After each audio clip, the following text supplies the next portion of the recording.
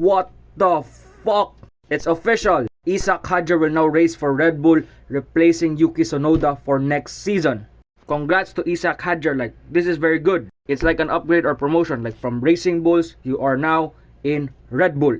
But is it really an upgrade though? Like, we know how bad that second seat in Red Bull is. If you remember, early this season, Yuki started off great with the Racing Bulls. Then he replaced Liam Lawson for the second seat, and it all went bad. Like, congrats to Isaac Hadjar, but that second seat ain't really it, bro.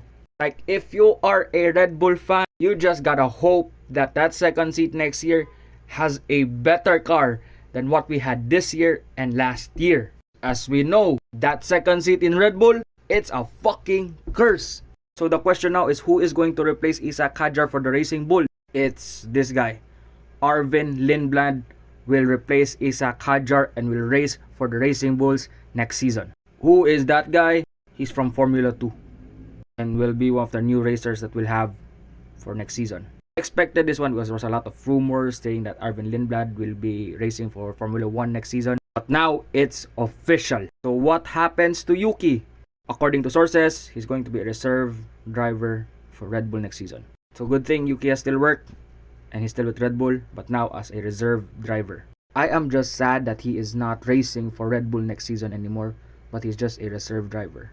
Anyways, it's official.